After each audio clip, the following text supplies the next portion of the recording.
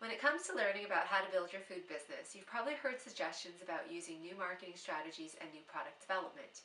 No one's told you this before, but the secret to making profit starts with mastering your operations. Hi, I'm Sylvia Chong of Foundtree TV, where food entrepreneurs can get insider tips and advice on how to master their small-scale food processing operations. In this episode of Foundtree TV, we're going to take some production challenges and turn them into profits. Food processing is considered a manufacturing industry. Manufacturing industries make money by making products. The more products you can make, the greater your opportunity to profit. Productivity then is how efficient you are at processing. We'll call this the rate of production.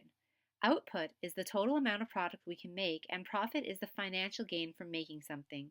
The more productive you are, the higher the output, the more product there is to sell, and the more money you can make. Maximize productivity and maximize profits. Simple, right? Let's break it down into 3 steps. Step 1.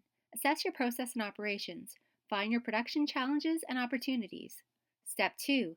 Estimate your costs and potential profits for each opportunity. Step 3. Prioritize your opportunities and execute.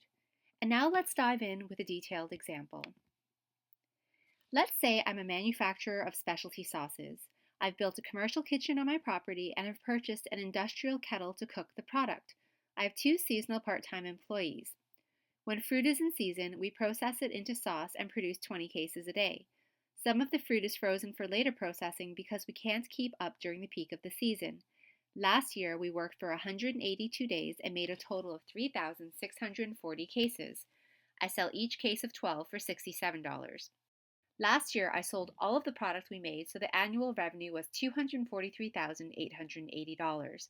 The variable costs, or cost of goods sold, are calculated by multiplying 3,640 cases by $24 for a total of $87,360, leaving me with a gross income of $156,520. Now let's say the fixed or overhead costs were $10,000. When I subtract my fixed costs from my gross profit, I end up with a net profit or bottom line of $146,520. Business is really starting to take off, and I have the opportunity to expand into more retail stores. After doing a complete assessment of my process and operations, I found that I own the facility and have access to it 24/7, but I only made product 182 days of the year. Each batch takes 3 hours to cook, and even though we are doing other things while we wait, we're still waiting. The process is fairly manual, and the filling step is a bottleneck. We've scaled our batch size based on how much product we can make in an 8-hour shift, so we're only using our kettle at about 70% of its capacity. Now let's look at each of these production challenges and see how we can turn them into opportunities. Since I want to expand my business, let's see what it would look like to move from a seasonal to a year-round business. Raw materials can be frozen, and if I operate 5 days a week for 52 weeks, I can increase my output to 5,200 cases a year. Now let's address our waiting time. Let's consider purchasing a second kettle of the same size. I could then stagger production so that we're preparing the second batch while we're waiting for the first one to cook. With the extra work, I estimate that I'll need to have 2 more people to be able to finish 2 batches in one day. If I do my homework and crunch my numbers, I find that I can make 100% more product. Anytime I see a bottleneck in production, I see an opportunity to automate. A sauce manufacturer could look at a piston filler and automatic capping equipment. I've done my homework and estimate that I can increase my output by an additional 15%. It's a good idea to compare the numbers for each solution on their own because we can look at the cost benefit of each option. I've decided I'm going to start with the least costly change and shift from seasonal operation to year-round production.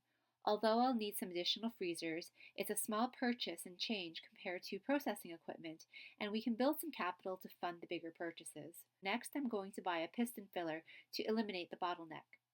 Lastly, I will purchase a second kettle and hire more staff. You can see that although our costs will increase, overall, I can more than triple my bottom line. Now it's your turn. Look at your process and operations. What challenges do you have to productivity? How can you increase productivity and output? And what impact will it have on your bottom line? I'd love to hear what you come up with, your comments, questions, and where you need help. Please share in the comments box below. Thanks for watching Foundtree TV. I'm Sylvia Chong, challenging you to turn your production challenges into profits.